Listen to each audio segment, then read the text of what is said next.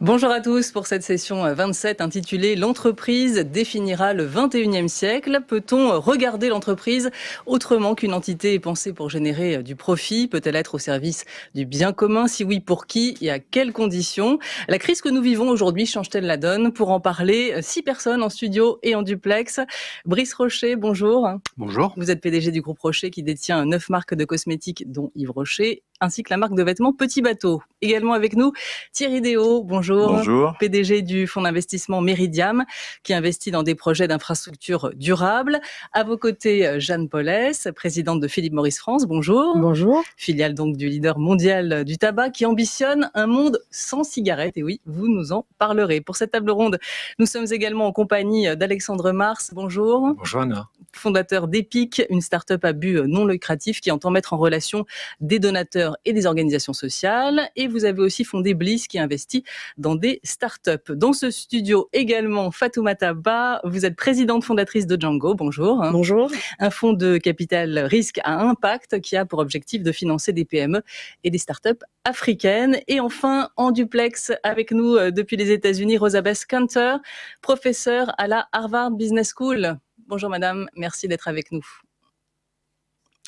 Mais avant de vous donner la parole à tous et de lancer la discussion, je vous donne la parole Olivier Babot, président de l'Institut Sapiens, professeur à l'Université de Bordeaux et membre associé du Cercle des économistes. Vous coordonnez cette session et avec vous, on va poser plus précisément le cadre de notre réflexion. Merci Anne-Laure. Permettez-moi aussi, au nom du Cercle des économistes, de vous remercier tous d'avoir accepté notre invitation sur ce sujet absolument passionnant. Il va falloir qu'on se limite à 1h10, mais il vaut mieux peut-être être frustré qu'ennuyé. Je pense que c'est ce qu'on essaiera de faire aujourd'hui. La crise pangoline elle nous a privés d'ex cette année, mais elle a au moins un avantage, c'est qu'elle nous a permis d'avoir une table pas tout à fait ronde, mais ovale. Vous connaissez la symbolique de la table ronde dans les chevets de la table ronde. C'est l'idée qu'il n'y a pas de place plus importante que les autres. Et donc, on n'a pas cette année un peu les inconvénients des amphithéâtres, je trouve. Et nous avons donc une discussion qui va être peut-être plus facile entre nous en cercle. L'entreprise définira-t-elle est-ce qu'elle définira le 21e siècle? Est-ce que c'est une question? Est-ce que c'est une affirmation? En tout cas, ce qu'on peut probablement affirmer, c'est qu'elle a beaucoup défini le 20e siècle déjà, et défini en bien ou peut-être aussi en mal, parce que c'est ce qu'on lui reproche beaucoup.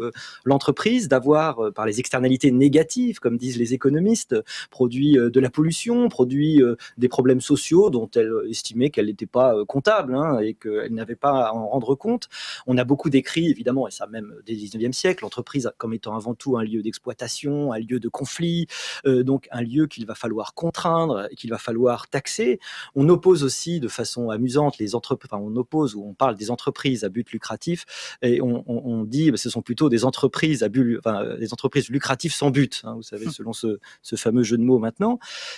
Mais pendant la crise du Covid-19, on a vu aussi des entreprises qui s'adaptaient, des entreprises qui arrivaient à changer leur production pour avoir une utilité. Peut-être que ça a pu rappeler à certaines personnes qui connaissaient un petit peu moins le monde des entreprises et des organisations de façon générale que, à un moment donné, certaines entreprises faisaient aussi des choses pour le bien commun. Est-ce que cette opposition elle est si frontale? Est-ce que s'il y a une opposition, comme on le fait souvent d'ailleurs, entre des logiques publiques qui seraient plutôt vertueuses et puis des logiques privées égoïstes qu'il faudrait contraindre? Dans quelle mesure les dynamiques de l'entreprise sont-elles conciliables avec les exigences sociales et environnementales? Quelle complémentarité y a-t-il avec des logiques publiques et avec les problématiques liées à l'intérêt général?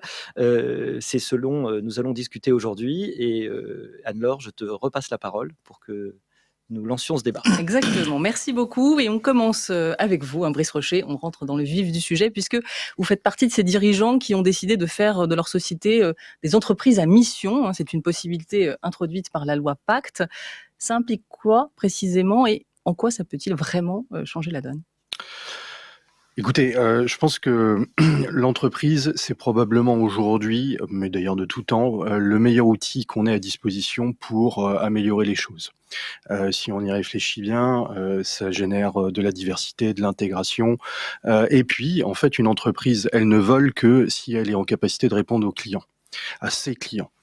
Et il y a certes une conscientisation probablement un peu lente qui s'est opérée, mais elle est bien réelle.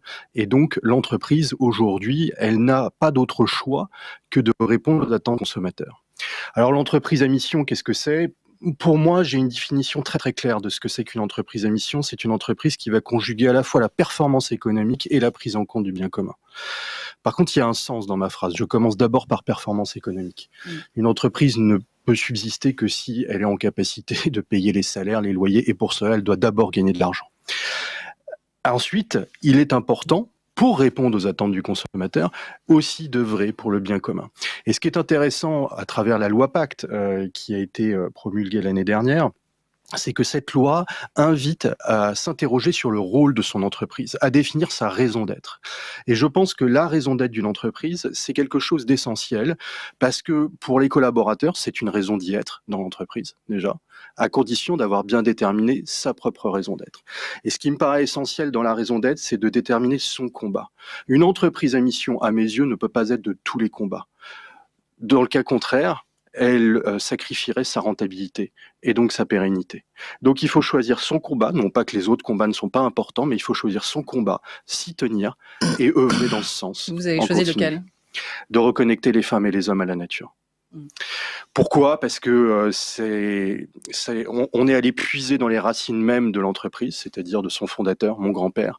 Et mon grand-père, en fait, a toujours eu des problèmes de santé, plutôt graves d'ailleurs, à tel point que ses parents ont été contraints de lui faire l'école à la maison. Et très jeune, il y a eu une proximité très forte qui s'est instaurée entre lui et son père. Sauf qu'il a perdu son père à l'âge de 14 ans. Drame familial, on se remet dans le contexte, on est en 1944 dans un petit village en Bretagne, à Lagacilly. Pas beaucoup de distractions pour un gamin de cet âge-là. Il s'est réfugié dans la lande bretonne pendant 2 ans. Non pas qu'il dormait dans les bois, mais il passait ses journées en forêt.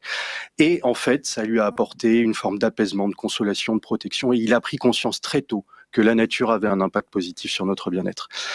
Et en prenant conscience que la nature a un impact positif sur notre bien-être, derrière, on a envie d'œuvrer pour la planète. Et c'est ce qu'il n'a eu de cesse de faire depuis l'âge de 14 ans. Et pour moi, une raison d'être, c'est ça. Il faut à la fois aller la puiser dans les racines de la société. Il faut qu'elle réponde à un défi futur et actuel. Et c'est bien le cas, on est dans un monde de plus en plus urbanisé, cerné par la technologie. On s'est distancé de la nature, et alors même qu'on est un produit de la nature. Donc il est important pour chacun d'entre nous de se reconnecter. Et il faut aussi s'assurer que cette raison d'être, elle est bien spécifique à la société. Petit exercice assez simple à faire pour vous assurer de ce détail-là. Vous prenez le papier en tête de votre principal concurrent, vous rédigez votre raison d'être. Si rien ne choque, soit vous recommencez, soit vous fusionnez avec votre principal concurrent. On retient bien la leçon. Merci Brice Rocher pour cette première intervention. Thierry Déaut, vous, c'est via l'investissement responsable que vous entendez avoir un impact positif sur l'environnement.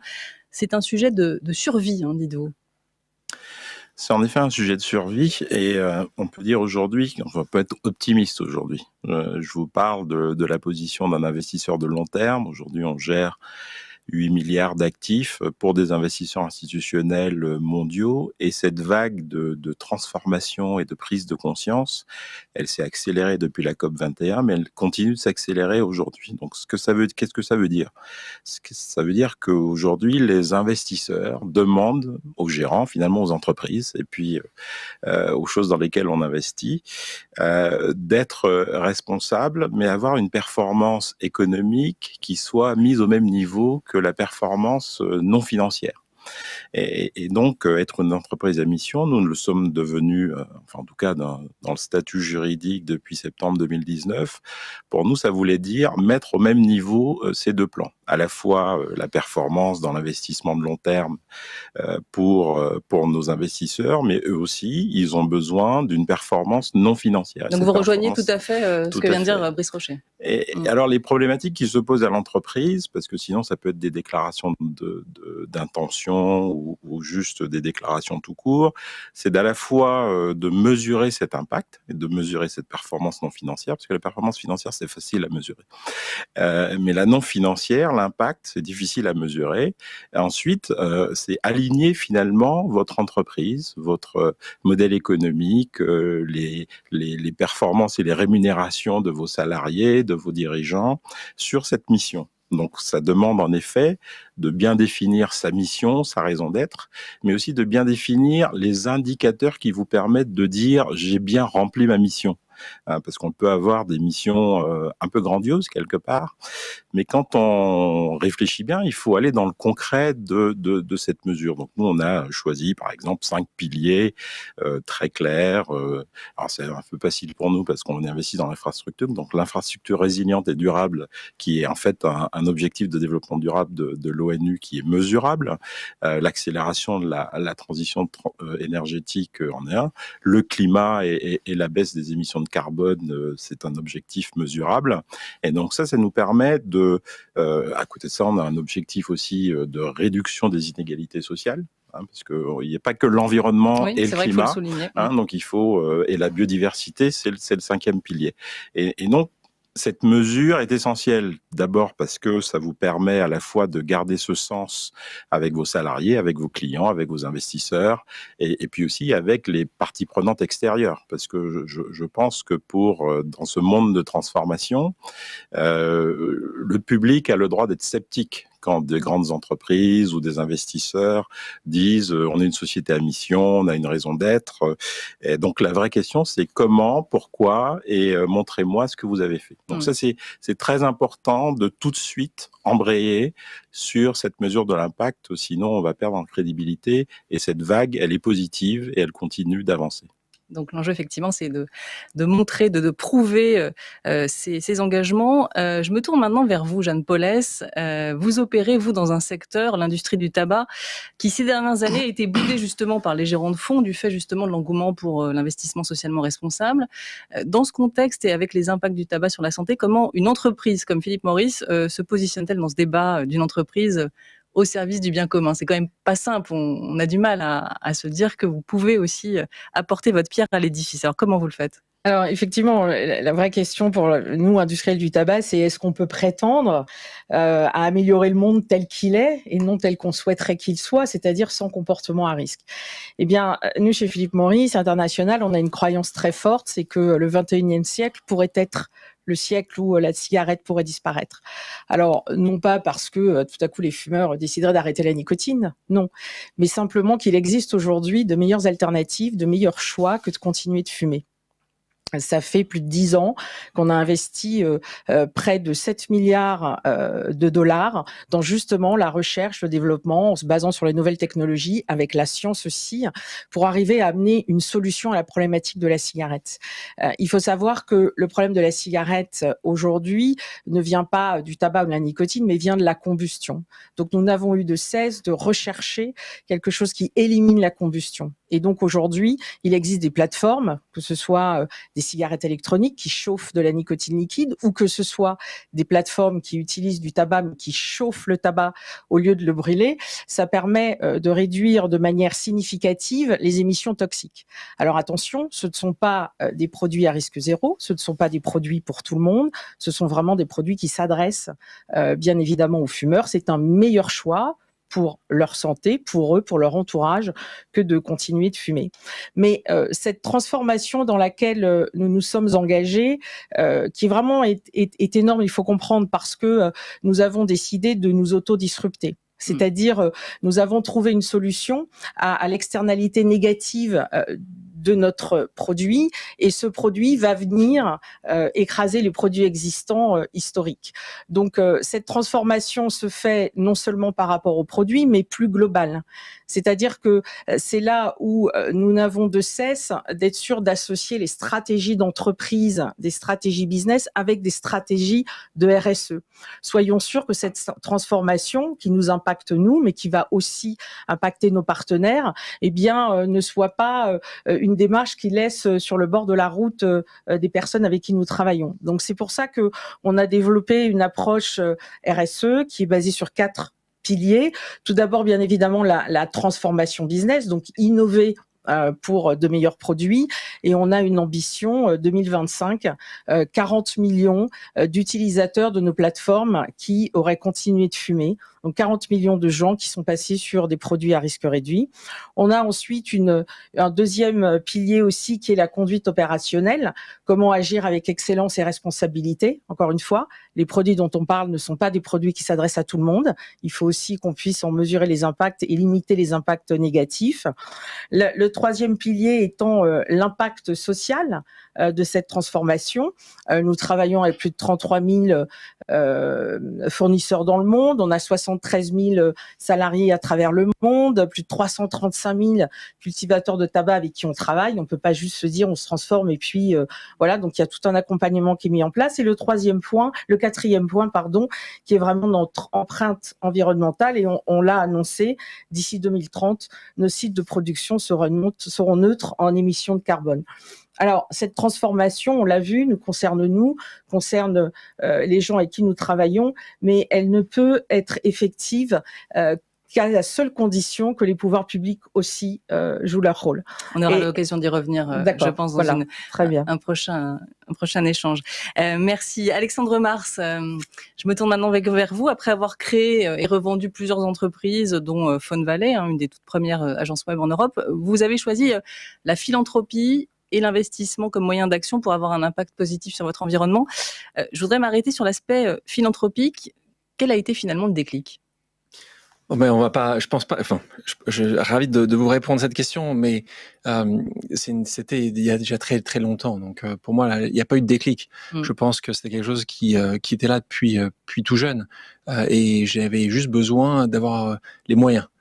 Les ambitions étaient là, elles étaient présentes depuis tout gamin. Je voulais passer ma vie ou dédier ma vie à ceux qui avaient eu moins de chance que moi.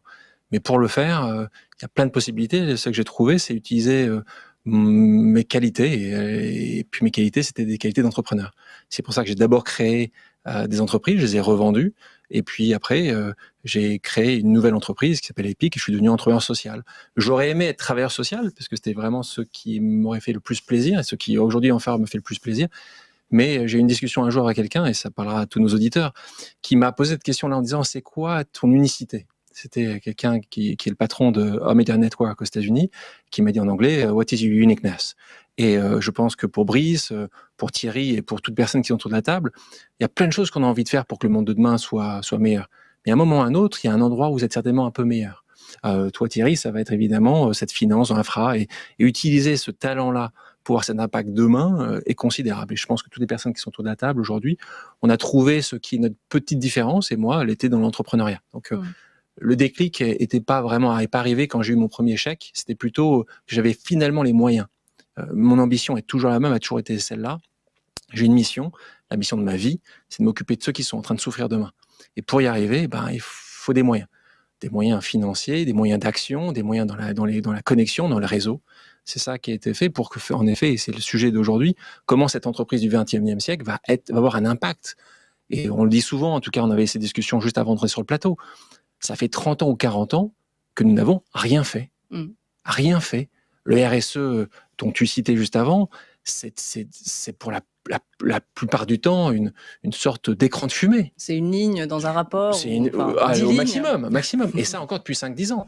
Donc là, on se retrouve finalement quelque chose on en parlait, certainement plus réel, une entreprise à mission. Ça commence à être sérieux. Toi, je regardais pendant que je t'entendais. J'ai ce chiffre qui me parle beaucoup. C'est une étude récente qui disait que 92% des personnes interrogées sont favorables à la mise en place d'une stratégie positive dans leur entreprise. C'est très positif tout ça. Ce qui est moins positif, c'est que 4% de ces personnes, 4%, pensent que l'entreprise s'inscrit aujourd'hui dans une démarche ne s'inscrivent pas dans une démarche positive. La première cause d'inaction mentionnée, c'est le manque de volonté réelle des dirigeants. Donc, ce qu'on est en train de voir, c'est une volonté qui est de plus en plus réelle. Et cette volonté, en fait, elle vient des salariés, elle vient des consommateurs, et elle est en train de pousser l'ensemble de l'industrie à évoluer. Et ça, longtemps, ça n'a pas été le cas. On avait ces vérités absolues qui étaient les nôtres, celles qu'on a nous-mêmes construites ou auto-construites, qui sont aujourd'hui en train de s'écrouler. Et la crise dans laquelle nous sommes aujourd'hui est en train de démontrer ce qu'on voyait arriver, ce que le monde d'aujourd'hui s'essouffle. Et encore, je suis positif quand je dis qu'il s'essouffle. La question, c'est qu'est-ce qui se passe demain? Et si demain, il n'y a pas des Brice, des Thierry ou d'autres qui se lèvent et qui disent on va le faire différemment, on ne va pas s'en sortir. Et la rentabilité, tu disais, c'est le seul point où, dans tout ce que tu as dit, Brice, c'est que cette rentabilité, je me pose toujours la question, qui a défini que tu dois avoir une rentabilité de 20 points, ou de 15 points, de 25 points, qui est une rentabilité, ou certainement. Mais ce montant de rentabilité a été défini, au bout d'un moment, par qui? Aujourd'hui, on sait, c'est des ordinateurs dans des salles de marché qui vont définir ce que tu dois atteindre. Ce qui est certain, c'est que monsieur aime tout le monde, ça, ils ne le comprennent pas.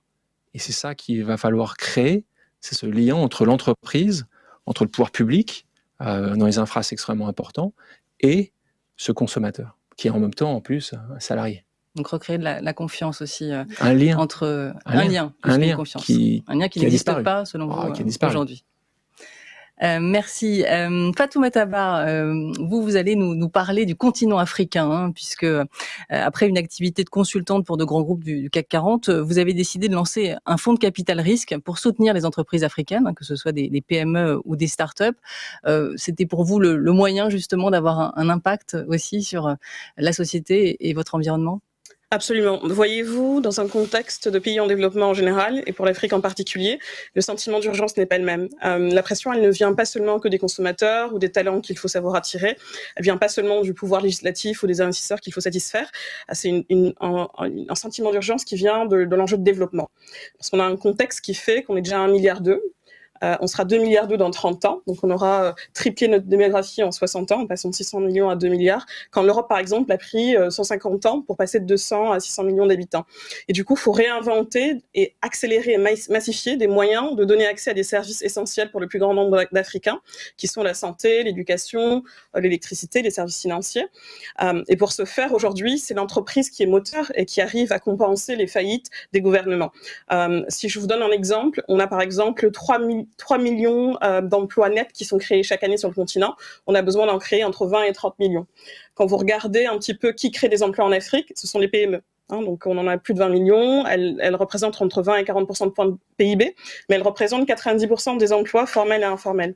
Et c'est pour ça que c'est essentiel et que la raison d'être de beaucoup d'entreprises africaines, c'est de donner l'accès à l'énergie. Par exemple, vous avez des startups au Kenya qui connectent, grâce à des systèmes de vente au crédit, des personnes qui n'auraient pas eu accès à une infrastructure électrique traditionnelle. Vous avez aussi des startups, par exemple, qui opèrent dans le domaine de la santé ou de la télémédecine, qui sont essentielles parce qu'on a encore seulement 2 lits d'hôpitaux pour 1000 habitants en moyenne sur le continent, quand on en a par exemple 6 pour autant de personnes en France. Et de la même manière, sur l'éducation, c'est encore plus important.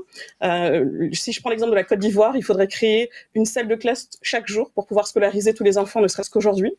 Si je prends l'exemple du Nigeria aujourd'hui, pas dans 30 ans, il y a 1,2 million personnes, étudiants, qui sont admis à l'examen de passage à l'université, mais qui ne peuvent pas aller à l'université par manque de place. Donc il y a 1,7 million de candidats reçus et 500 000 qui font leur entrée. Et dès lors, notre raison d'être, on n'a pas le choix, doit être de concilier une performance économique, parce qu'il faut un modèle viable. C'est pour ça que je crois à la philanthropie, mais qui peut être catalytique, mais n'est pas suffisante, parce que derrière, il faut vraiment que les profits générés soient capables d'assurer la pérennité de l'entreprise dans la durée. Ensuite, il faut effectivement un impact social, il faut créer des emplois, et derrière, il faut effectivement concilier les sujets environnementaux, et on n'a pas le luxe de se demander si on doit le faire.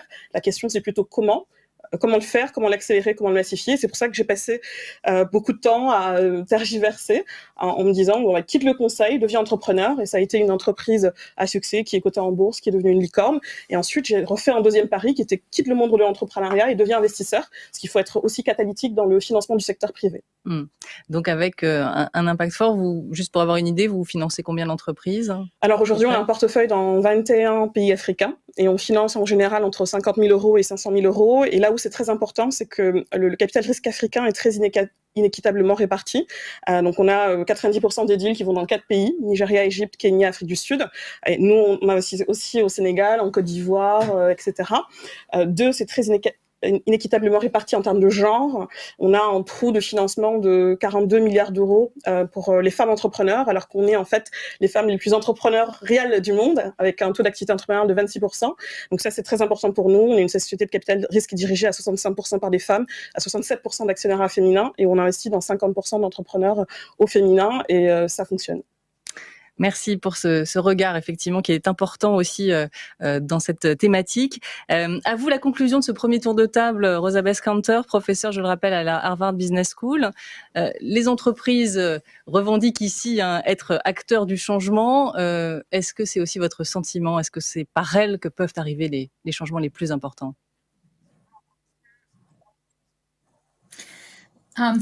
Merci beaucoup. Merci de m'avoir invité. Je vous parle de mon bureau à Cambridge, au Massachusetts. Et j'écoutais la conversation et je pensais à pourquoi les entreprises font des changements. Ça, c'est mon nouveau livre qui veut dire penser ailleurs, à l'extérieur du bâtiment. Penser aux externalités, c'est quand les sociétés se sentent responsables des choses qui se passent à l'extérieur de la société. Et c'est là qu'elles font des changements dans le monde. Et aujourd'hui, les sociétés sont de plus en plus conscientes de tout ce qui se passe à l'extérieur de leur bâtiment, de leur silo, de leur secteur. Et elles affectent, ça qui affecte leur capacité de rester dans les affaires et de servir le public. Les pandémies, les inégalités, les changements climatiques, de plus en plus, ces sujets sont adoptés par certaines compagnies. Je ne veux pas parler de toutes les sociétés, mais certaines d'entre elles comprennent les impacts que cela a sur eux-mêmes en tant qu'entité commerciale, mais sur leurs employés, sur leurs clients, sur les communautés dans lesquelles ils vivent.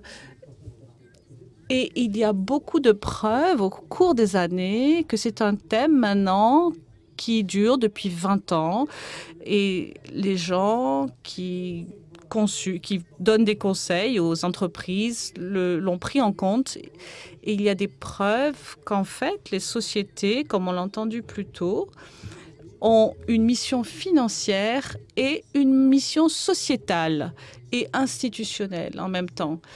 Et celles-ci ont plus de chances de survivre dans le temps. Ça, ce sont des preuves très sérieuses. C'est des sociétés comme Procter & Gamble, par exemple, qui a été fondée en 1887. IBM, qui est la plus ancienne société technologique. Ce sont des sociétés qui ont eu des performances financières pas toujours les meilleures, mais toujours constantes, qui ont eu des résultats financiers suffisants pour rester dans la course et accomplir une mission sociétale pour faire une différence dans la communauté, dans les communautés et dans les pays où ils vivent. Et la raison pour laquelle c'est possible, c'est parce que ce sont des sociétés qui pensent à l'extérieur de leur précaré et ce sont elles qui auront le plus de chances de pouvoir innover et répondre aux besoins qui ne sont pas encore remplis. Ça serait bien de pouvoir y répondre. Procter & Gamble a commencé en faisant du savon, en fabriquant du savon. Je veux dire que le savon, aujourd'hui, c'est une des choses les plus importantes que l'on peut faire, à part les masques, pour contenir la pandémie. Mais vous commencez en innovant parce que vous voyez qu'il y a des choses dont les gens ont besoin. Procter & Gamble a créé avec des acquisitions, un système de purification de l'eau qui a permis d'économiser l'eau potable partout dans le monde. Et même s'ils n'ont pas pu gagner de l'argent avec ce projet, avec cette invention, parce qu'ils avaient une mission sociale tellement forte qu'ils ont réussi à conserver le projet, à le transformer en une organisation à but non lucratif, à laquelle Procter & Gamble pouvait fournir ses médicaments, des comprimés de purification d'eau. Et ils ont pu travailler en partenariat avec les Nations Unies et avec des gouvernements dans des pays qui en avaient besoin. Ils ont pu donner également, faire des dons de ces produits. Ils ont même gagné un prix mondial pour la meilleure idée d'impact social. Et moi, j'étais juge quand on leur a décerné ce prix. Et je travaille pour American Express et j'ai dit, est-ce qu'on veut donner un prix d'innovation sociale à une énorme corporation à but lucratif? Et ensuite, je me suis rendu compte que c'était un bénéfice énorme pour le monde et qu'ils avaient vraiment mérité ce prix.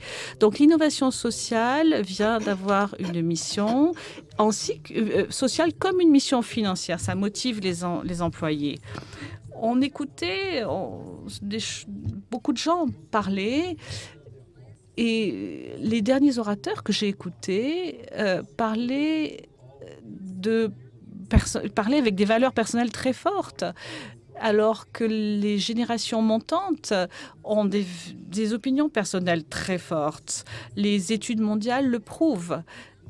Les nouvelles générations, dans une étude qui prend en compte plusieurs dizaines de pays, ont plusieurs choses qui sont très importantes sur leur liste de choses importantes. Les changements climatiques en arrivant premier, ensuite les guerres et les conflits, et le troisième, les inégalités et de tout genre, de sexe ou social. Donc, ces nouvelles générations ne vont pas travailler pour des sociétés qui ne donnent pas l'exemple sur ces sujets. Les sociétés de conseil l'ont découvert il y a bien longtemps. Si elles veulent attirer les meilleurs d'entre eux, il faut leur donner des opportunités de servir leur pays, de servir leur communauté, tout en gagnant de l'argent et tout en travaillant pour une entreprise. Il faut leur donner une opportunité de travailler et d'avoir un sens, une mission. En même temps, ils veulent savoir que la société pour laquelle ils travaillent fait de bonnes choses. Et ça aide également les sociétés avec leur chaîne d'approvisionnement qui va être du coup plus durable si vous investissez dans les pays d'où vous procurez votre approvisionnement. Il y a beaucoup de raisons pour que les sociétés veuillent innover et faire le bien. Et je pense que le point de bascule va devenir la norme. Alors justement, c'est intéressant ce que vous dites puisque je voulais entendre Jeanne Paulès sur cette thématique. Comment une entreprise dans le secteur du tabac peut aujourd'hui être attractive pour des jeunes, pour les jeunes générations qui sont en quête de sens. Effectivement, vous le soulignez, Rosa Baskanter. Comment faites-vous? Est-ce que c'est facile aujourd'hui d'attirer les jeunes vers Philip Morris? Tout d'abord, je voudrais juste, je vais répondre à votre question, bien évidemment, réagir à ce qu'Alexandre disait. Je ne pense pas qu'aujourd'hui, la problématique, ce soit est-ce qu'il y a un plan RSE ou est-ce qu'on est une société à mission. Je pense que ce qui compte, c'est la transparence. Je pense que ce qui compte, c'est quelle est votre raison d'être, quelle est votre vision, quels indicateurs vous y mettez derrière pour mesurer les progrès que vous faites. Et vous êtes complètement transparent et ouvert sur le sujet. Et c'est ça qui fait que les entreprises, à un moment donné, peuvent avoir un impact positif sur la vie en général. Et ça, c'est primordial, cet effet de transparence et d'indicateur. Et pour répondre à votre question, nous n'avons aucun problème pour attirer des gens. J'ai même envie de dire, c'est même plutôt le contraire. Et pourquoi? Parce que vous l'avez compris, on est en train de complètement changer le cœur de l'activité d'une entreprise multinationale qui va bien. Mais on a décidé, parce qu'encore une fois, on amène une solution à une problématique que personne jusqu'à présent n'a pu résoudre, à part à coup de réglementation, de restrictions. Et d'ailleurs, on le voit bien, en France, c'est un pays intéressant, parce que c'est un pays où vous avez la plus forte réglementation sur le tabac. Là, vous avez le plus fort niveau de prix et c'est là où vous avez la prévalence tabagique la plus élevée. On est un des pays européens où vous avez plus de fumeurs, plus d'11 millions de fumeurs quotidiens en France. Et qu'est-ce qu'on fait pour eux? C'est pas parce que vous leur dites il faut arrêter de fumer que les gens arrêtent de fumer. Donc, si vous voulez, quand vous avez ça en tête, vous voyez l'entreprise comment ces 10 dernières années, elle a vraiment mené sa révolution, sa transformation et aujourd'hui la clarté qu'on a dans notre vision avec des indicateurs très clairs, très transparents. Chaque année, on émet un rapport sur la visite. On montre tout. Quelles étaient nos ambitions? Où est-ce qu'on en est? Comment on avance? On n'a pas de problématique d'attirer. Il y a beaucoup de gens qui ont envie de participer à ce changement profond parce que ce qu'on est en train de faire changera la vie des fumeurs, changera l'entourage des fumeurs et la société en général.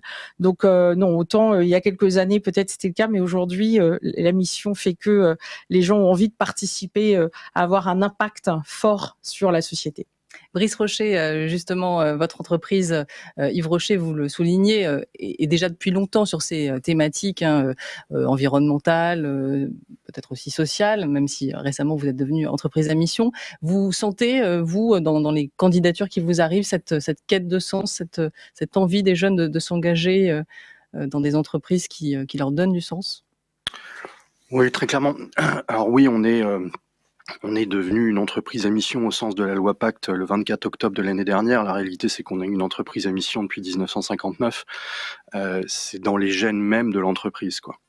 Ce qui me paraît important à ce stade, deux éléments. Je voudrais réagir sur une question. En passant, on est tous d'accord pour dire qu'une entreprise, elle est utile, qu'elle doit générer des profits pour subsister, etc. Manifestement, on partage tous ça.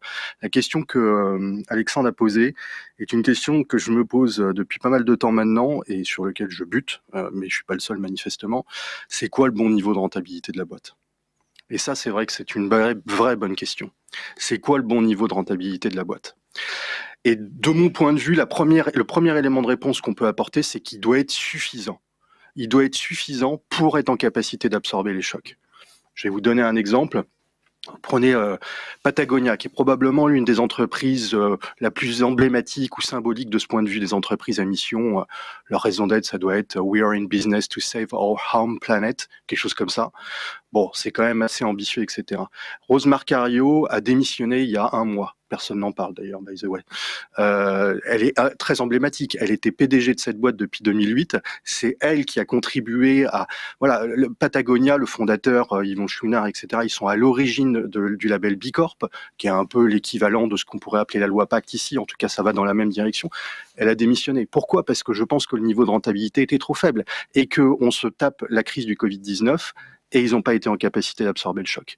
Ce qu'il faut retenir, c'est que de mon point de vue, les arbres bien enracinés, c'est ceux qui résistent le mieux aux aléas du temps. Et donc ça, c'est le niveau de profitabilité. Après, là où je voudrais en venir, c'est que la loi Pacte, elle est bien à la seule et unique condition, c'est d'aller au bout de la démarche. Il y a 3 dimensions dans la loi Pacte. Si vous n'intégrez pas les 3 dimensions, on va se faire taxer de purpose washing et les citoyens auraient bien raison. Purpose washing ? Oui. C'est-à-dire ? 3 dimensions dans la loi Pacte. La première dimension... Impact washing. Ah oui, c'est ça, impact. Oui, voilà. 3 dimensions. Première dimension, c'est l'objet social élargi. Jusqu'à présent, l'objet social, c'était la performance économique de la boîte. Maintenant, on inclut à la fois le social et l'environnemental. Deuxième dimension, définir sa raison d'être. Mais ça, à la rigueur, c'est juste des mots sur un mur. Et ça, ce n'est pas une bonne raison d'y être. Et c'est pour ça qu'il faut intégrer la 3e dimension. Parce que la 3e dimension, c'est rédiger dans les statuts sa raison d'être, mais surtout, et c'est là où c'est le plus important, déterminer les objectifs. Parce que ce qui va nous caractériser, c'est nos actes. On ne sera jugé que sur les actes. Et bon, pour paraphraser Sun Tzu, si on n'a pas d'objectifs, on risque pas de les atteindre. Donc, de mon point de vue, le plus important, c'est les objectifs qu'on va se fixer et qu'il faut rendre publics, parce que ça doit être opposable non pas juridiquement, mais médiatiquement. Le tribunal médiatique est bien plus fort que le tribunal judiciaire. J'ai eu l'occasion, il y a bien longtemps maintenant, de travailler chez Arthur Andersen. Ce cabinet d'audit, 85 000 personnes qui bossaient dedans, a été condamné par le tribunal médiatique et innocenté par le tribunal judiciaire. Il n'existe plus aujourd'hui. Donc c'est les actes, c'est les objectifs. Et c'est pour ça qu'il faut intégrer la 3e dimension de la loi Pacte. L'un ne va pas sans l'autre, sinon on va être taxé de purpose washing. Et les citoyens auraient bien raison. Donc j'encourage tous ceux qui... parce qu'il y a un amalgame entre la raison d'être et l'entreprise à mission. Il y a plusieurs entreprises qui ont adopté des raisons d'être, mais qui ne sont pas allées au bout, effectivement. Exactement. Pas suffisant. Ce n'est pas suffisant. Sinon, on va se prendre un retour de bâton et ce serait normal. Alexandre Mars ? Ouais, ce que tu dis est très juste. La rentabilité, je pense que c'est un point considérable et je pense que c'est un sujet qui est le prochain sujet. L'entreprise du 21e siècle va devoir définir sa vraie rentabilité. Sa rentabilité pour payer correctement les gens. Sa rentabilité pour avoir un axe qui va parler à qui ? Tu l'as cité, aux citoyens. Le citoyen, pendant longtemps, on s'est dit, une fois tous les 5 ans, tous les 4 ans, tous les 7 ans, tous les 6 ans pour les municipales, il va arriver et puis il va voter. Il y a quelque chose qui est beaucoup plus fort aujourd'hui, en tout cas on va dire aussi fort qu'un bulletin de vote, qui est sa carte bleue. Si je pense que Brice et que la marque Yves Rocher me raconte n'importe quoi, je vais pas aller, j'ai d'autres choix. Si je crois à ce qu'il me raconte, ce qui est le cas, je vais acheter chez lui. Et c'est un autre monde. Alors parfois, il y a des gens qui qui vont toujours acheter les mêmes produits. Ce qu'il faut, c'est qu'il y ait une alternative qui soit crédible et vertueuse. Le jour où dans une industrie, tu as une autre marque faisant à peu près la même chose, à un coût similaire, si tu crois plus à cette entreprise, tu vas migrer. L'exemple de C'est qui le patron, qu'on connaît tous autour de la table, est le meilleur exemple, le premier exemple dans le monde d'une entreprise qui dit « je vais faire quelque chose qui nous paraît tous normal, on va payer correctement les producteurs ». Alors, c'est quand même incroyablement basique et simpliste. Et ils y sont arrivés. Ils paient correctement les producteurs, ils n'ont pas fait de dépenses marketing, pas de communication. C'est devenu la première marque de lait vendue en France. Et c'est en train de polluer positivement toutes les industries. Et un autre point sur le B Corp dont tu citais, ça, en parlant tout à l'heure de comment on peut arriver à avoir des mesures d'impact positif, il y a quelque chose qui s'appelle B Corp, et je pousse toutes les personnes qui nous écoutent ce matin à regarder ce standard. C'est un peu le standard de ISO 9000 dont on a beaucoup entendu parler dernier sur la qualité. Le B Corp, c'est un de ces standards qui va en fait auditer votre entreprise sur tous les sujets environnementaux, sociétaux, de gouvernance d'entreprise, et qui vous allez avoir un score. Et tous les 3 ans, ce score-là, on va venir vous auditer pour voir si vous devez continuer à avoir ce label. Et ben, c'est une manière très concrète de démontrer que aujourd'hui vous faites les choses comme il est écrit dans les textes. On revient sur les instruments de mesure. Exactement. Et c'est un instrument de mesure qui a été en effet développé au départ par tous ceux qui étaient précurseurs, les Patagonia dont tu parles. Et aujourd'hui, il y a 3500 entreprises dans le monde qui le sont. Le fonds dont tu parlais tout à l'heure, mon fonds BLI, c'est le premier fonds européen de croissance qui l'a été. Ça a été 1 an de travail. D'audit, ils sont venus, ils ont regardé si on disait bien que la diversité a été réelle, si les outils qu'on utilisait étaient le bon. Et ben, ça répond à ce point de dire, c'est bien de l'écrire, c'est mieux de le faire. Ce qui est intéressant juste sur B Corp, un point quand même que je voudrais mentionner, parce que c'est vrai que ce label est intéressant. Moi, 30% de mon groupe est B Corp aujourd'hui. C'est qu'on est réaudité tous les 3 ans et ce score est censé s'améliorer. S'il ne s'améliore pas, on perd la certification. Et ça, c'est intéressant parce qu'on est dans un mouvement positif. Juste pour reborder là-dessus, je suis assez d'accord que B Corp, et les labels aident. Mais le label, c'est un peu le degré zéro de l'impact, en fait. Le label confirme qu'on agit dans le sens d'atteindre l'impact qu'on veut. Mais après, il faut vraiment le mesurer. C'est-à-dire qu'il faut le mesurer en termes concrets. C'est-à-dire que, et je suis tout à fait d'accord, donc il y a les labels Sustainability, B Corp qu'on utilise. Mais après, il faut pouvoir dire au grand public, voilà, ce que j'ai investi, en tout cas moi je le fais cette année, ce fonds-là, il a une trajectoire 1,5 degré, il a permis d'économiser des milliers de tonnes de carbone, et je peux les quantifier. Et ça, c'est encore plus concret que la labellisation qui est nécessaire, mais qui est la première étape pour rendre ensuite les choses beaucoup plus fluides. Je voudrais peut-être rebondir aussi sur la rentabilité. Enfin, je pense que j'ai pas la solution, hein, mais le premier pas, c'est d'arrêter d'opposer la rentabilité et la performance non financière. Parce que dans le monde dans lequel je vis aujourd'hui, et j'espère qu'on sera capable de le démontrer avec suffisamment de données au bout de 15 ans d'investissement, on est capable à peu près, en tout cas, d'intuiter le fait que notre responsabilité sociale diminue largement la volatilité de nos rendements financiers. Voilà, donc aujourd'hui, on est dans quelque chose d'assez imbriqué. De vertueux, et donc la rentabilité, peut-être que le chiffre absolu peut être moins élevé si la volatilité l'est beaucoup moins. Et donc il y a des réflexions, et c'est vrai que ça se fera au bout de quelques années quand on aura un peu mieux de données, plus de données.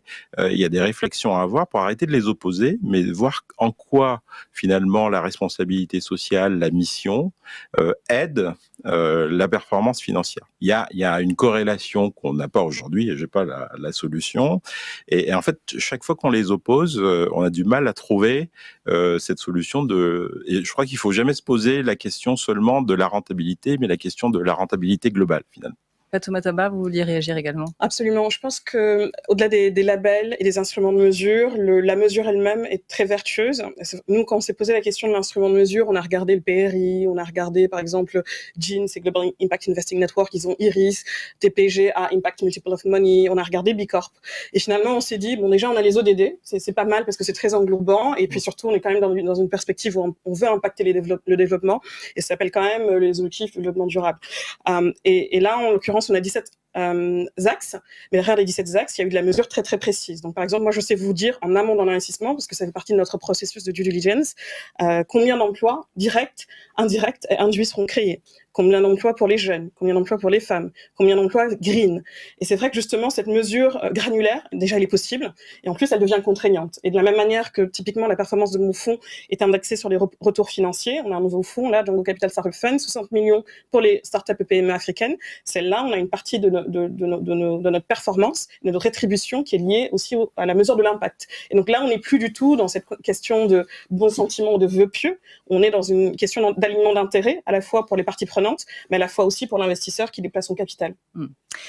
Je voulais aussi vous demander, bien sûr, et c'est quand même un petit peu l'actualité, on l'a abordé un peu avec vous, Brice Rocher, qu'est-ce que la crise actuelle, celle que l'on vit, qui est très forte, la crise sanitaire, la crise économique qui a suivi, qu'est-ce que ça a changé dans cette dimension justement d'entreprise au service du bien commun? Est-ce que ça peut freiner les progrès? Est-ce que ça peut au contraire les accélérer? Moi, ça les a accélérés, mais... Brice Rocher. Mais on va en revenir au niveau de la rentabilité. Pourquoi ça les a accélérés? Pour 3-4 raisons principales. La première, c'est qu'on s'est focalisé sur très très peu de sujets. On a été en capacité de produire des masques en 4 jours chez Petit Bateau, du gel hydroalcoolique en moins de 10 jours chez Yves Rocher, etc. On s'est focalisé sur très peu de sujets, on a renoncé à énormément de choses, mais on a été nettement moins regardant sur le bas de ligne, et ça m'a coûté une blinde, excusez-moi de le dire comme ça. C'est pas le bon mot là. Et voilà, et donc la rentabilité, ça reste quand même... Enfin, je veux dire, la prise en compte du bien commun, en tout cas, ça vient pas augmenter la profitabilité de mon PNL. Ça peut apporter une valeur immatérielle à ma marque, mais ça ne vient pas augmenter la profitabilité de mon PNL. Mon grand-père, quand il a entrepris, 10 ans après son drame familial, etc., il n'a eu de cesse d'œuvrer pour le bien commun. Dans les années 70, il s'est opposé au remembrement des terres agricoles. On comprenait bien pourquoi, productivité, rendement, il s'y est opposé parce que lui, il voulait pas saccager les haies bocagères, les sentiers, etc. Parce qu'il avait pris conscience que la biodiversité était importante pour son bien-être, pour notre bien-être. Dans les années, en 89, il arrête les tests sur animaux 10 ans avant la loi, 15 ans avant la loi. En 97, ces champs de plantes et de fleurs, il décide de les certifier agriculture biologique. En 2006, il décide d'arrêter les sacs plastiques en magasin 10 ans avant la loi.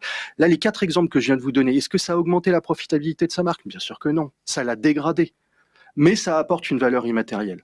Donc c'est plus compliqué que ça. Ouais, mais tu vois, mais grâce en faisant ça, t'existes toujours aujourd'hui. Yes, bien sûr. Tu vois, et oui. Ça, je pense que. Mais on en revient toujours. Il est où le curseur? Où est-ce qu'on le place? Bien sûr, c'est là où c'est compliqué. C'est une rentabilité dans le temps. Bon. Et une résilience dans le temps qu'il faut regarder, pas forcément une rentabilité de trimestre. Et le temps est un point important. Je pense que dans les objectifs que l'on se fixe, j'en reviens aux objectifs, parce qu'on ne sera jugé que sur nos actes. Il faut distinguer ce que j'appelle les objectifs conventionnels des objectifs singuliers. Si vous êtes dans le cadre de la loi Pacte, vous devez définir une raison d'être qui doit vous être spécifique. Je l'ai dit, nous, c'est reconnecter les femmes et les hommes à la nature. Un objectif singulier, c'est de planter des arbres. Mais on ne le fait pas pour compenser nos émissions de gaz à effet de serre. C'est pas pour ça qu'on plante des arbres. On plante des arbres parce que quand on le fait avec nos collaborateurs, avec nos clientes, avec nos partenaires franchisés, avec nos fournisseurs, les ONG, les agriculteurs, etc.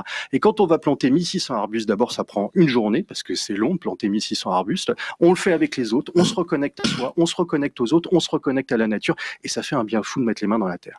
Est-ce que pour autant, on doit ne pas diminuer et travailler sur nos émissions de gaz à effet de serre? Parce que non, si. Mais ça, c'est un objectif conventionnel qui n'est plus spécifique, qui doit être commun à l'ensemble des entreprises. Et là, dans ce cadre-là, bah oui, très clairement, pareil, d'ici 2030, on se met dans la lignée du scénario du GIEC le plus ambitieux, réduire de moitié nos émissions de gaz à effet de serre. Et on commence cette année avec la plateforme logistique centralisée qui est à Lagacilly en Bretagne, qui sera carbone neutre. En 2025, l'ensemble des sites à Lagacilly seront carbone neutres. En 2030, c'est l'ensemble des sites bretons qui seront carbone neutres, etc. Ça, c'est objectif conventionnel. L'Oréal doit avoir les mêmes objectifs. Beiersdorf, pareil, etc. Par contre, le fait d'aller planter des arbres, et ça, c'est important, c'est la constance dans le temps, je lui reviens, parce qu'on plante des arbres depuis 2006, enfin même bien avant, on plante des arbres à chaque naissance dans la famille. J'ai mon arbre, mes enfants ont leurs arbres, etc.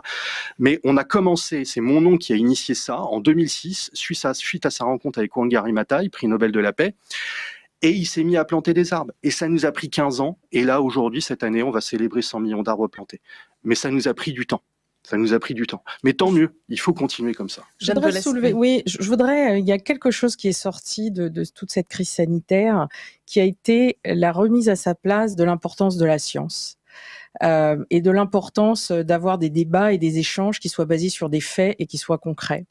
Et je soulève ce point parce que bien évidemment c'est en lien avec la vision de l'entreprise. On est tous d'accord pour dire que une entreprise se doit d'innover. Il y a des nouvelles technologies, il y a la science, et c'est à chaque entreprise de pouvoir innover pour justement pouvoir délivrer de meilleurs produits à ses consommateurs et qui ont un impact positif bien commun. Mais en même temps, je pense qu'il ne faut pas négliger l'importance du rôle des pouvoirs publics et notamment à eux de développer aussi un environnement qui soit réglementé et nécessaire et qui permette justement aux consommateurs d'avoir accès à des informations, pouvoir faire des choix éclairés.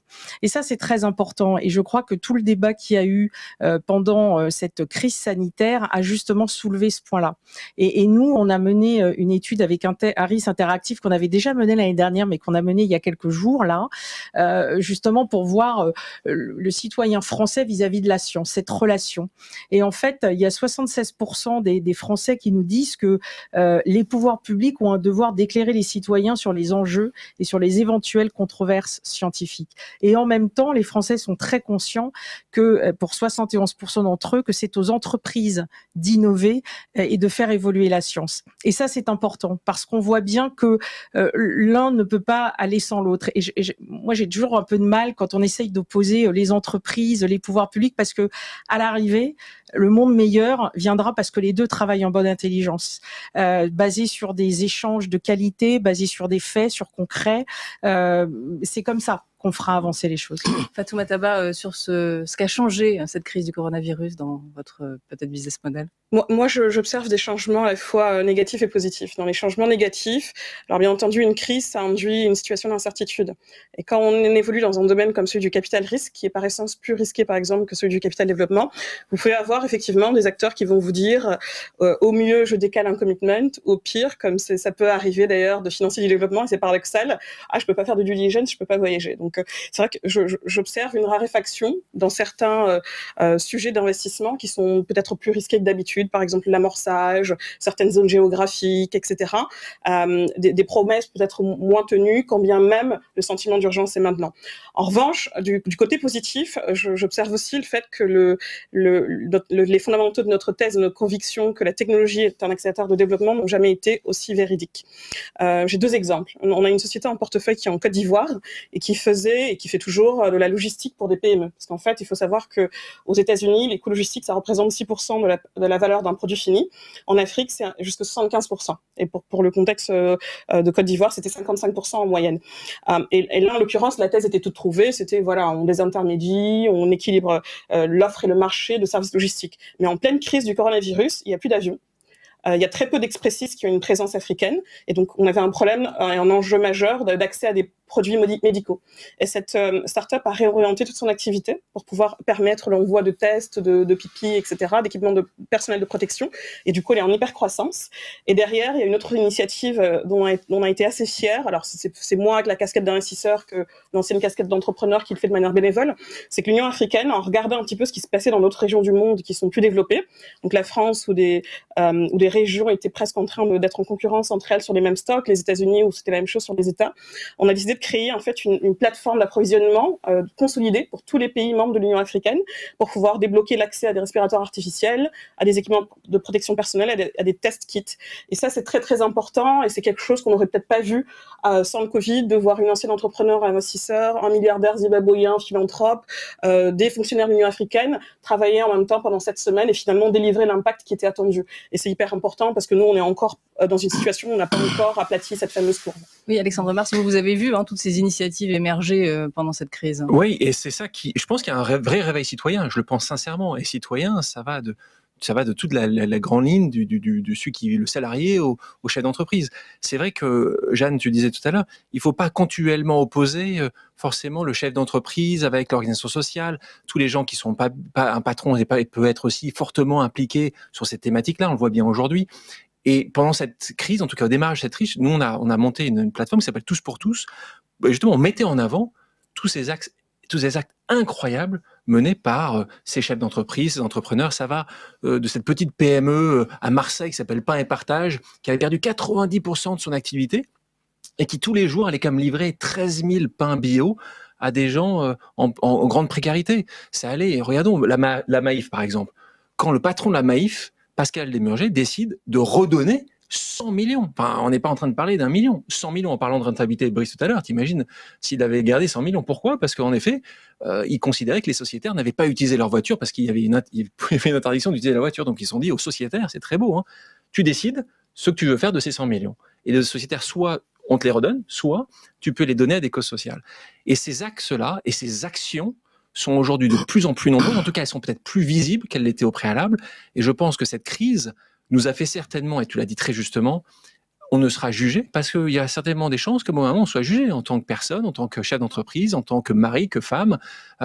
Et ce jugement-là, il arrivera peut-être. Et il y a un moment ou un autre où tout ce qu'on écrit, tout ce qu'on dit a ses limites. La seule chose qui restera, c'est tes actions. Et en effet, est-ce qu'on arrive à les mesurer, Thierry, parfaitement? Est-ce qu'on est parfaitement d'accord, c'est ce label-là ou ce label-là? Personnellement, moi, ça me passe un peu au-dessus de la tête. La seule chose qui est importante, c'est que je sais que quand je me regarde ce que je dis est parfaitement en adéquation avec ce que je fais.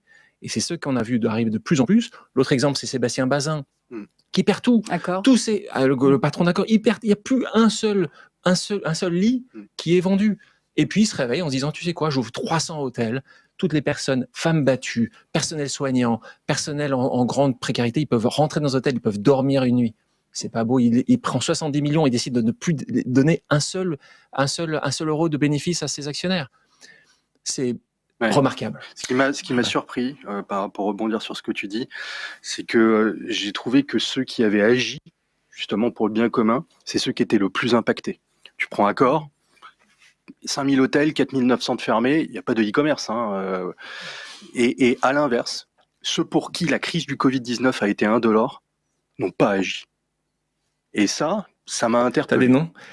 Ouais, les bailleurs, par exemple. Non, mais les bailleurs. On va pas donner de nom.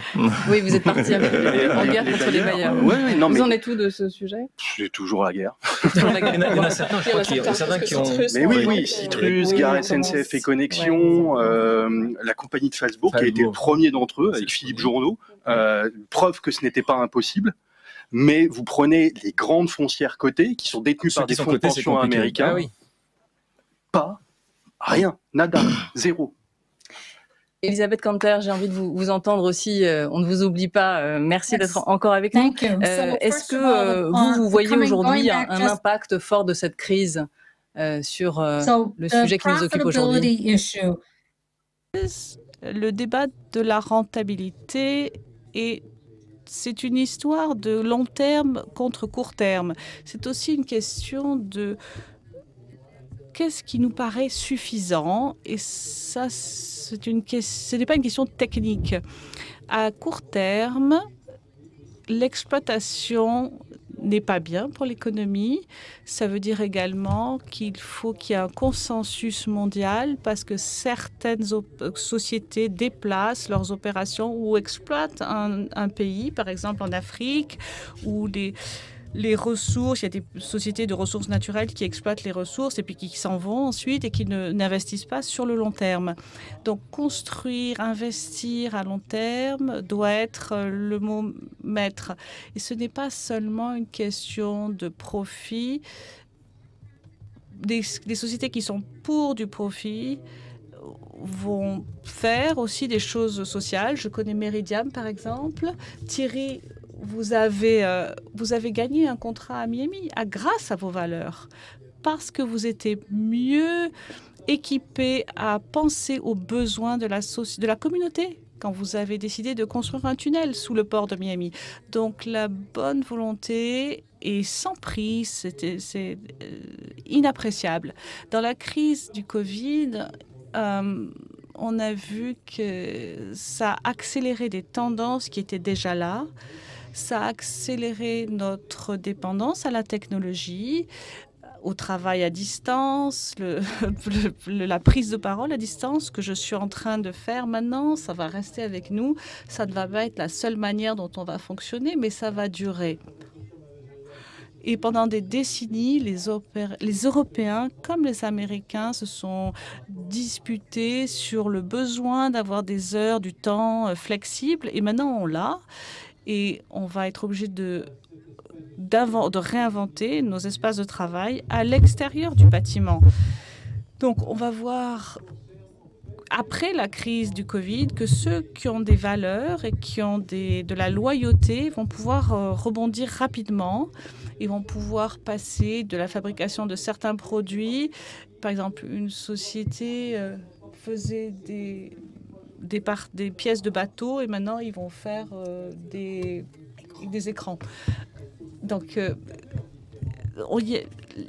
ce qu'on va voir également avec la crise du Covid, c'est que la direction d'État compte beaucoup, mais l'entrepreneuriat va beaucoup compter également. On va se sortir de cette crise dans mon pays et dans d'autres pays dans le monde grâce à des actions locales, grâce à des entrepreneurs qui vont avoir des nouvelles idées et qui vont être des entreprises sociales. Ça peut être distribuer, délivrer de la nourriture, réinventer la chaîne d'approvisionnement alimentaire, utiliser de la nourriture qui serait jetée, ou de la réutiliser, de la recycler, redistribuer des repas qui sont sains à des gens qui n'ont pas accès à ce type de nourriture.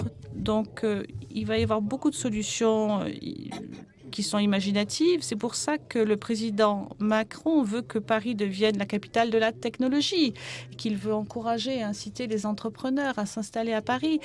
Les sociétés vont changer, mais est-ce que la bureaucratie va changer? Est-ce qu'on va commencer à avoir des entreprises avec des gens qui ont des valeurs, qui vont faire changer les choses, et c'est eux qui vont gagner la confiance de leurs clients. Et ça, c'est un cycle beaucoup plus court que le cycle des élections. Les régimes démocratiques vont émerger et ça va être une tendance partout, y compris en Afrique. Merci, désolée de vous interrompre. On n'a plus beaucoup de temps, on a moins de 10 minutes pour conclure cette table ronde. Je voudrais prendre quelques questions qui nous sont arrivées. Vous parliez, Rosabeth Kanter, du télétravail. Justement, il y a une question de Yaba Nokbou qui fait partie du dispositif La Parole au 18-28 qui nous interroge, la jeune génération donc, qui vous interroge justement sur le télétravail, le travail du futur. Voilà, est-ce que c'est pas l'avenir? Est-ce que ça n'a pas été justement mis en lumière par cette crise? Jeanne Paulès, vous allez changer vos process chez Philip Morris? Alors, en fait, oui, c'est tout simplement, le mot d'ordre maintenant, c'est flexibilité et l'entreprise qui doit s'adapter à la vie, qu'elle soit professionnelle ou privée, des salariés. Donc, qu'est-ce que ça veut dire? On est passé de tout le monde va au bureau à tout le monde reste à la maison. Je pense pas que ce soit l'un ou l'autre. Encore une fois, c'est une question de choix personnel. Et je crois foncièrement que les entreprises doivent développer un environnement où chacun puisse, à partir du moment où c'est possible, chacun puisse choisir la manière dont il veut travailler. Vous allez négocier des accords, vous, localement? Alors, on a déjà, nous, en France, par exemple, des accords sur le télétravail avec une journée par semaine. Bien évidemment, on a déjà réouvert des discussions avec nos partenaires pour voir justement comment on peut faire évoluer ça, parce qu'il y a toujours quand même besoin d'un cadre, hein, on est quand même en France. Mais en tout cas, la flexibilité et choix aux salariés étant les maîtres mots. Brice Rocher, sur cette question, vous allez évoluer sur le télétravail? Oui, bien sûr. Après, je suis pas trop pour des virages à 180 degrés. Un point que je trouve intéressant, avant la crise du Covid d'ailleurs, on a lancé avec BVA un baromètre justement sur la reconnexion à la nature. Parce que, ok, c'est bien comme mission, mais qu'en est-il? Les gens, ils se sentent connectés, déconnectés, comment ça évolue dans le temps, est-ce qu'il y a des différences d'un pays à l'autre, etc. Et en fait, un des résultats interpellants, d'abord, c'est qu'il y a une corrélation très nette entre le bonheur déclaré et la connexion à la nature. Plus on est connecté à la nature, plus on est heureux. Bon, ok. Mais ce qui est intéressant, c'est que ce qui est manifeste, c'est qu'en fait, si on est déconnecté de la nature, c'est avant tout par manque de temps. Et de ce point de vue-là, le télétravail, c'est une capacité à redonner du temps. Donc je trouve que de ce point de vue-là, c'est positif. Maintenant, le présentiel est tout aussi important, notamment pour jouer le collectif. Les sujets de création ne peuvent pas se traiter en télétravail. Donc il va falloir avoir un juste équilibre entre les deux. On en revient, on peut tirer un parallèle avec la rentabilité, c'est où va-t-on placer le curseur, mais c'est cette question-là qu'il va falloir adressé. Je vous livre aussi cette question de Brian Faravellon. Face à l'élan de relocalisation et le retour d'un État fort, comment pouvons-nous appréhender la place des entreprises, Thierry Déaut?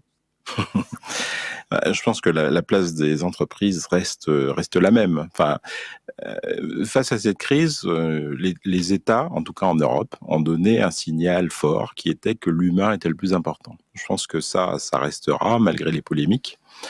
Et finalement, les entreprises ont suivi aussi. Et je pense qu'elles pensaient la même chose, mais c'est un choix finalement politique, sociétal, qui a été fait, en tout cas dans la grande partie des pays européens, de dire l'humain est le plus important. Donc voilà, à partir du moment où on a remis l'église au milieu du village, finalement, la réaction à la crise et puis la place des entreprises, finalement, on reste dans la même direction, mais avec une accélération. Enfin, ce que je constate quand même, c'est que les politiques publiques comme celles des entreprises ont évolué dans un mode d'accélération. Le Green Deal, qui avait l'air d'être juste un gadget de Madame von der Leyen pour se faire élire, in fine est devenu l'outil principal de la discussion pour sortir de cette crise et de la crise économique dans laquelle on est. Donc tous ces sujets finalement fondamentaux, et les entreprises, nous sommes pareils. Enfin, moi, c'est assez facile pour moi parce qu'en investissant dans l'infrastructure, je me place directement dans la relance économique. Et comment je peux y contribuer avec un pacte ou autre, c'est la même chose. Je vous livre aussi juste une remarque qui nous est arrivée pendant le débat, celle d'Ouroboros. Une entreprise prenant en compte le bien commun, c'est bien, mais quand le consommateur lui-même s'en moque, est-ce vraiment utile? Je m'interroge. J'imagine qu'Alexandre Mars, notamment, vous n'êtes pas d'accord, puisque vous nous disiez que le consommateur pousse les entreprises à évoluer. On va dire que la majorité, on reprenait l'exemple tout à l'heure, si c'est tellement dur et il n'y a pas suffisamment pour terminer le mois, la première préoccupation, c'est pas forcément de savoir si l'entreprise ou le produit qu'il va faire a été bio ou gluten-free ou tout ce qu'on peut imaginer. Donc en effet, le premier sujet le plus important, c'est comment on arrive à aider ces gens à pouvoir avoir les moyens de terminer leur mois sans avoir dans des conditions qui sont catastrophiques. Et pour répondre à la question d'avant, qui est une question très importante, je fais partie de ces gens qui considèrent que le XXIe siècle aura aussi un vrai déploiement si l'entreprise sait travailler avec le public.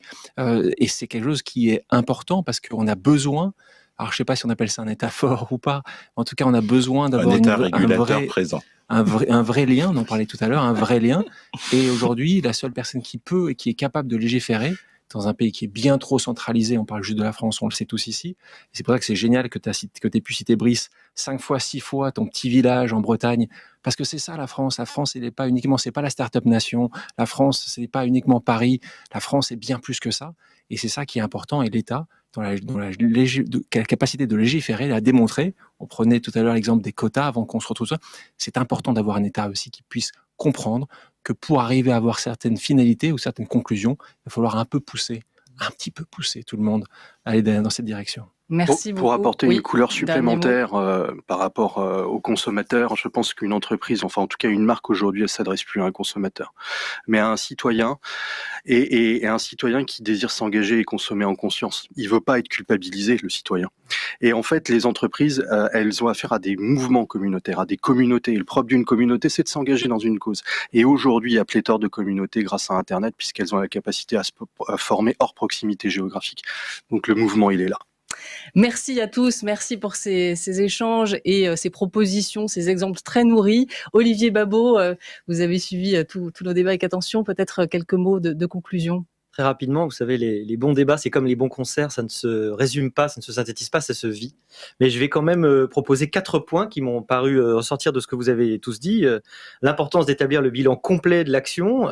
Par essence, l'entreprise, c'est un endroit de création de valeur, mais qui va utiliser pour ça des inputs, donc qui va à un moment donné consommer des ressources. Et donc la vraie question, c'est celle de ce bilan entre les ressources qui vont être consommées, l'utilisation qui va être faite du travail humain et évidemment des ressources naturelles, et puis de ce qui va être produit. Et évidemment, si vous regardez le bilan complet, vous pouvez voir celles qui sont réellement créatrices de valeur et celles qui en réalité ne le sont que de façon illusoire. Ne pas opposer rentabilité et impact. La performance financière et la mission sont corrélées et se répondent sur le long terme, même si évidemment à court terme ça peut être difficile. Il n'existe pas d'amour, on sait, mais il n'y a que des preuves d'amour, donc il n'y a pas de mission toute seule, il n'y a que des preuves de la façon dont vous avez très concrètement mis les missions en marche, et donc on comprend bien l'importance de baser sur les faits ces démarches. Et ça n'est pas tombé dans l'oreille d'un sourd non plus quand quelqu'un parmi vous a dit l'entreprise peut compenser les manquements des gouvernements. C'est quelque chose qu'on n'entend pas beaucoup en France, mais c'est assez intéressant de voir que service public n'est pas forcément synonyme de puissance publique. À un moment, les entreprises peuvent faire acte de service public. Malraux disait, vous savez, le 20e siècle sera religieux ou ne sera pas. On pourrait dire le 21e siècle sera entrepreneurial, je crois, ou ne sera pas. Merci. Merci d'avoir respecté les délais et merci pour ces échanges encore une fois. Merci Elisabeth Kanter aussi d'avoir été en ligne avec nous en direct des États-Unis, Massachusetts. Donc Thierry Déo, Jeanne Paulès, Alexandre Mars, Fatoumata Ba, Brice Rocher. Merci à tous et ça se retrouve en différé si vous voulez revoir ces débats sur lesrencontreséconomiques.fr.